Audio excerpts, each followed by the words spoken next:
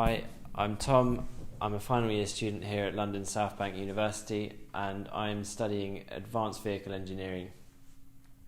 For my final year project, I'm investigating the effects of surface features on the AIM 93 human-powered vehicle using computational fluid dynamics or CFD software to do that. I picked this project because I wanted to learn more about aerodynamics and I wanted to get good practice in the technical skills required by CFD software, and I wanted to help develop the bike. So the bike is AIM 93. It's a student-run project. It's one of the student-run projects here at London South Bank University, and it's a human-powered vehicle built for speed. So the success of it really depends on the efficiency of how much of the human input is converted into speed. The race or the speed run that it will participate in is in Nevada every year. The current world record's around 90 miles an hour, so that kind of gives you a scale of how quick these things could go. The key thing in sort of gaining that kind of speed is due to the full fairing of the bike and the aerodynamic kind of enclosure that it has. So on a traditional bike, you're upright and around 90% of your input power is absorbed due to air resistance. So a typical bike, you might go somewhere like 20 miles per hour. In doing that, you'd need around 350 watts of human power.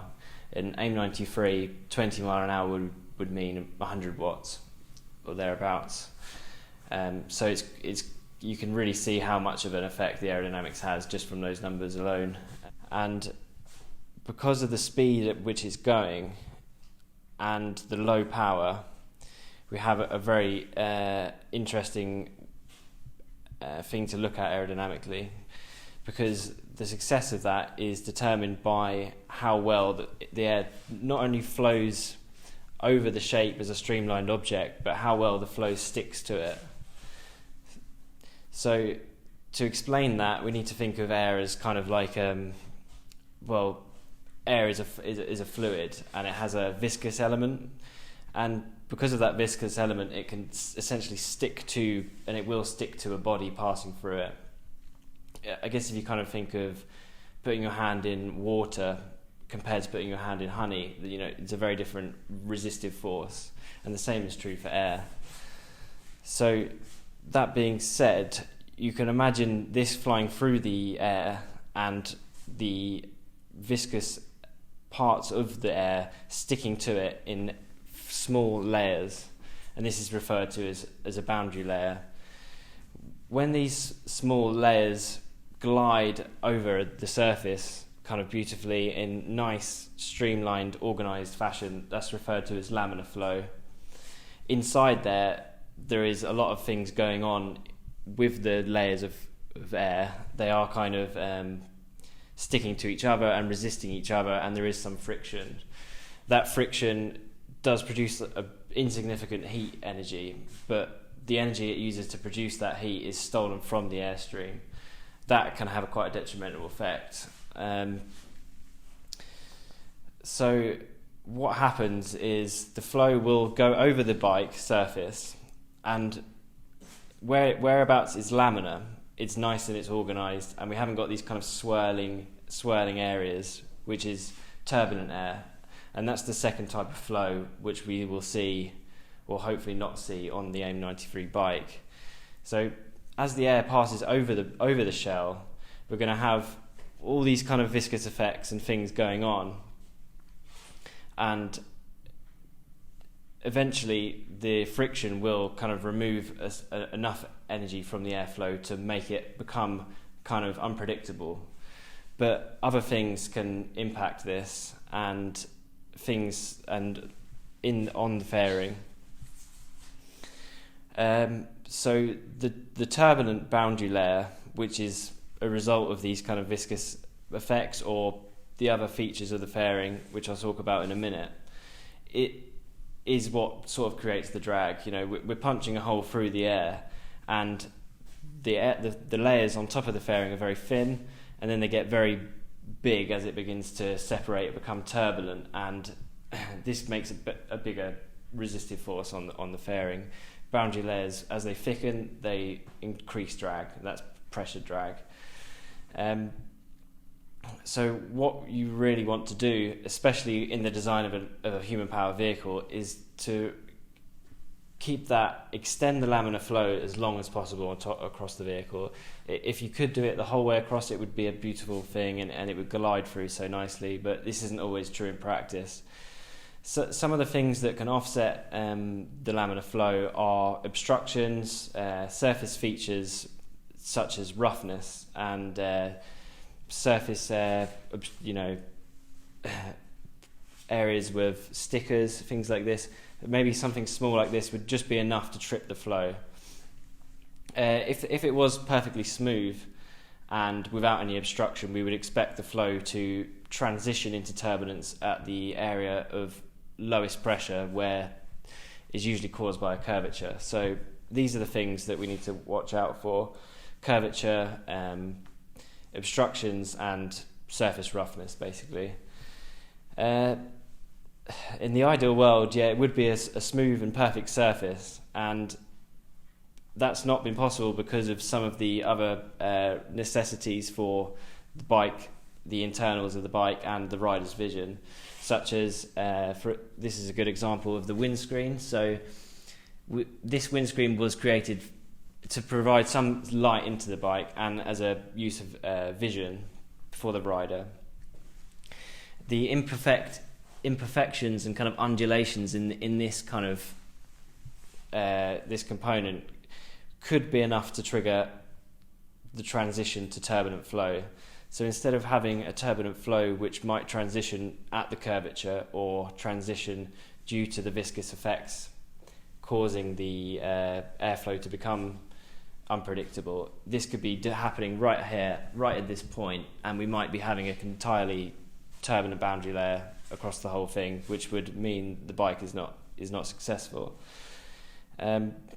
So part of my project is looking at these things. Well, in fact, my entire project is looking at these effects of these small features on the fairing and how it can destroy the boundary layer, destroy the laminar flow, and to try and look at ways of reducing that.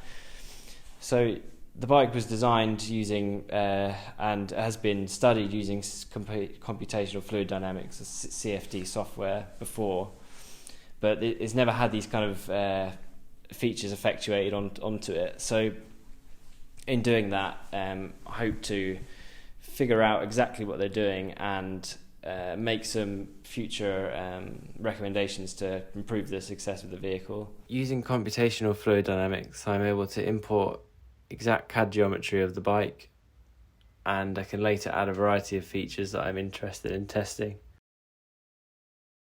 You see it here inside a bounding box, and this will act as the volume of air surrounding the fairing.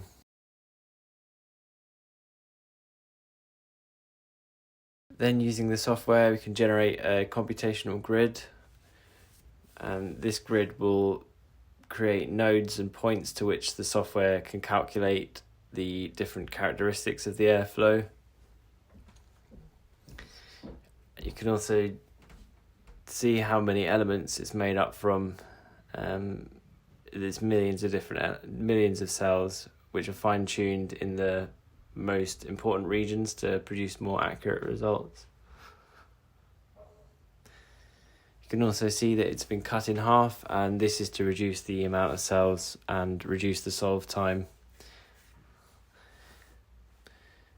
And then in this window we can set up the simulation with defining the properties of the air, such as temperature, pressure, and the speed.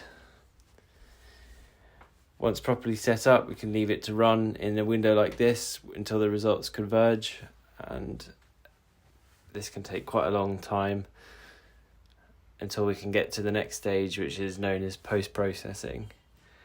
And this gives us a visual understanding of the air characteristics around the bike.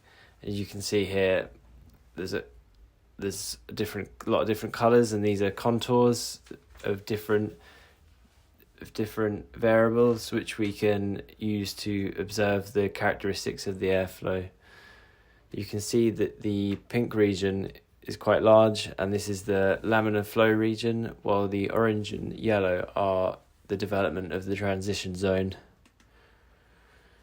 You can also use 3D graphics, and this shows the scale at which the bike's shape affects the airstream around it. You can see quite a large wake behind the bike as it effectively punches a hole through the air here. Now, this bike is the unfeatured fairing, so this is a base to which we can benchmark results to, and it has a drag force which is calculated by the software of 9.8 newtons. Now, by making a change to the front window of the bike, as you'll see here, there is a windscreen type cut into the fairing, and this has been made to be quite a rough surface, and you can instantly see the regions have changed on the fairing. So the laminar flow region, the pink region, is reduced, and we have a much larger transition zone.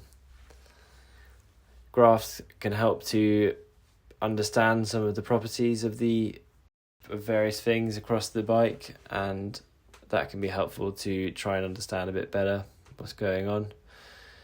You can see also another contour here, which is pressure, and there's a low pressure region and 2/3 along the bike.